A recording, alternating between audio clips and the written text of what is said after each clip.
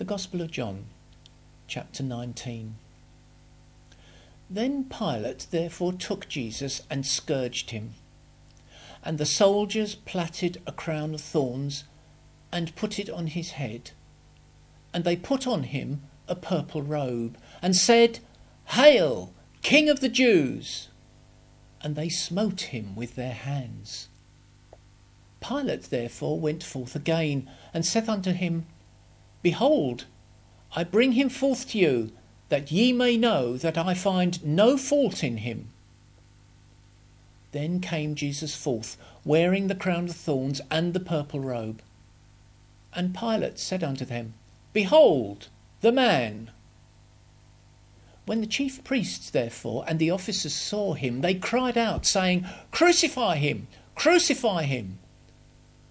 Pilate saith unto them, "Take ye him and crucify him, for I find no fault in him."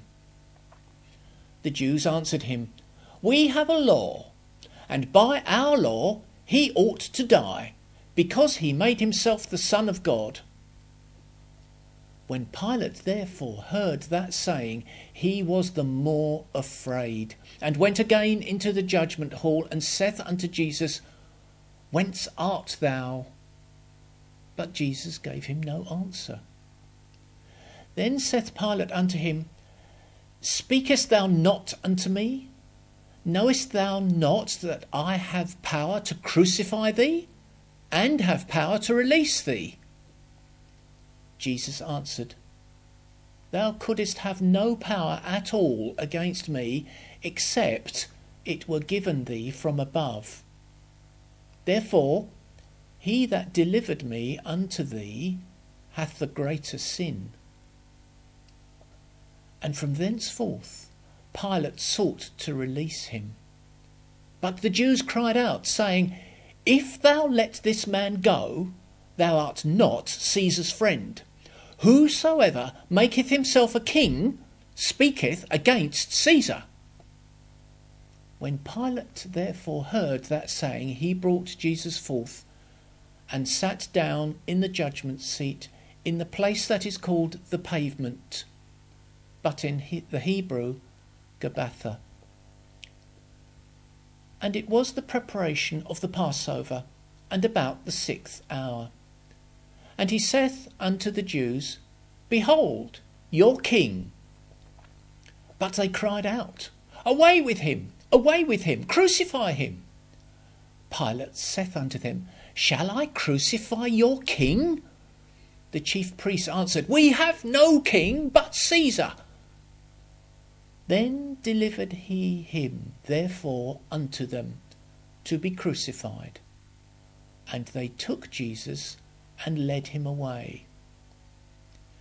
And he, bearing his cross, went forth into a place called the place of the skull, which is called in the Hebrew Golgotha, where they crucified him, and two other with him, one on either side, and Jesus in the midst.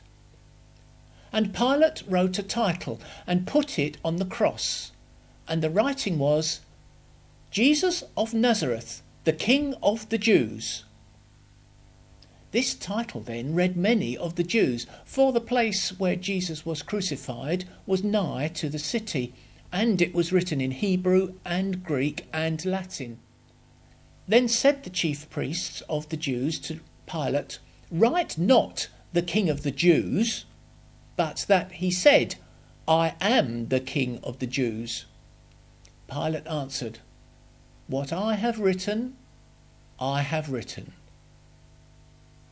Then the soldiers, when they had crucified Jesus, took his garments, and made 4 parts, to every soldier a part, and also his coat. Now the coat was without seam, woven from the top throughout. They said therefore among themselves, "Let us not rend it, but cast lots for it, whose it shall be, that the scripture might be fulfilled, which saith, They parted my raiment among them, and for my vesture they did cast lots. These things therefore the soldiers did." Now there stood by the cross of Jesus his mother, and his mother's sister, Mary, the wife of Cleophas, and Mary Magdalene. When Jesus therefore saw his mother, and the disciple standing by, whom he loved, he saith unto his mother, Woman, behold thy son. Then saith he to the disciple, Behold thy mother. And from that hour that disciple took her unto his own home. After this, Jesus, knowing that all things were now accomplished, that the scripture might be fulfilled, saith, I thirst. Now there was set a vessel full of vinegar, and they filled a sponge with the vinegar, and put it upon hyssop, and put it to his mouth. When Jesus therefore had received the vinegar, he said, It is finished. And he bowed his head and gave up the ghost. The Jews, therefore, because it was the preparation that the bodies should not remain upon the cross on the Sabbath day, for that Sabbath was an high day, besought Pilate that their legs might be broken and that they might be taken away. Then came the soldiers and brake the legs of the first and of the other which was crucified with him. But when they came to Jesus and saw that he was dead already, they brake not his legs. But one of the soldiers with a spear pierced his side, and forthwith came out blood and water. And he that saw it bare record, and his record is true. And he knoweth that he saith true, that ye might believe. For these things were done, that the scripture should be fulfilled, A bone of him shall not be broken. And again another scripture saith, They shall look on him whom they pierced. And after this, Joseph of Arimathea, being a disciple of Jesus, but secretly for fear of the Jews, besought Pilate that he might take away the body of Jesus. And Pilate gave him leave. He came therefore and took the body of Jesus. And there came also Nicodemus, which at the first came to Jesus by night, and brought a mixture of myrrh and aloes, about 100 pound weight.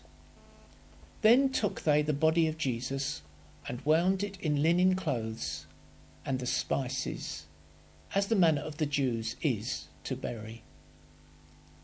Now in the place where he was crucified there was a garden, and in the garden a new sepulchre, wherein was never man yet laid. There laid they Jesus, therefore, because of the Jews' preparation day, for the sepulchre was nigh at hand.